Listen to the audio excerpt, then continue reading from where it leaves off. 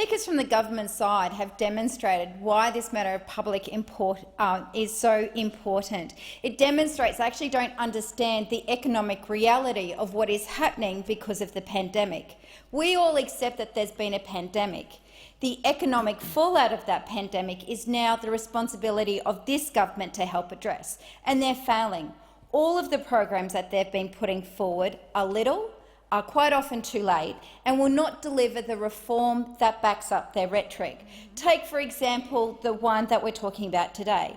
The government boasts that it's going to create 450,000 jobs. Wrong. Senate estimates, their own Treasury, their own department revealed that it may create 45,000 jobs. And what we are now learning through the work of the opposition and through many of the other unions speaking out is that many of those jobs could be existing jobs. There's a real problem in our labour market with labour hire, something this government has continued to ignore for the years that they've been in government. There's a real problem in our labour market with casualisation, another issue that this government continues to ignore. These are the workers most at risk of being stood down and losing their jobs and being replaced by these cheaper subsidised workers. But the government says it's no problem. I can't believe we had an II minister stand up and say that's okay. If any workers stood down unfairly because of this measure, they can go to unfair dismissal. They can take out an unfair dismissal claim. How can you do that if you're a casual worker? Fair Work won't even hear the case, it's thrown out.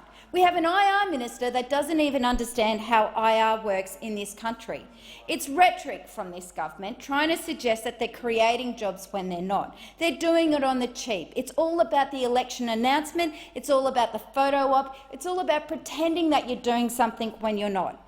And this government has form on wage subsidies. We know that their programs do not work, and we have seen that time and time again for the last 7 years. The PATH program, absolute disaster, created $4 an hour internships for McDonald's, for big chains. It did not create genuine jobs. All it did was say that the new generation of workers coming through could be subsidised. This government gave taxpayers dollars that could have created real job opportunities to big multinationals. Are we surprised? No. But when we put forward changes in this legislation that could stop the rorts, that could help put in safeguards, they ignore it and say that we're playing politics. It's not just the PATH program, the Restart program for older workers, the Parents Next program, and the list continues. This government is shocking when it comes to their employment programs. They simply do not understand how a labour market works, and it is such a dangerous time for them not to understand that, because right now is the time for governments to invest in people, invest in businesses, and make sure the safeguards are there so nobody is left behind. Maybe they think that 35 is old. I look at their benches and I go, well, how could they? There's not too many young people on there. There's not too many Gen Ys. How is it that they're throwing all of their kids' generation under a bus? Why are they doing that? Again, another group that's been largely left behind are women. Women who are the casual workers who were stood down, who lost their hours. Some have been re-engaged, but what they also won't tell you when they boast about all the jobs created, they're not full-time jobs they're coming back to.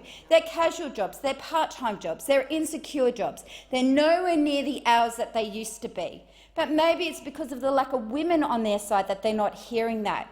This is the most insular government we've had in a long time, so disconnected from reality.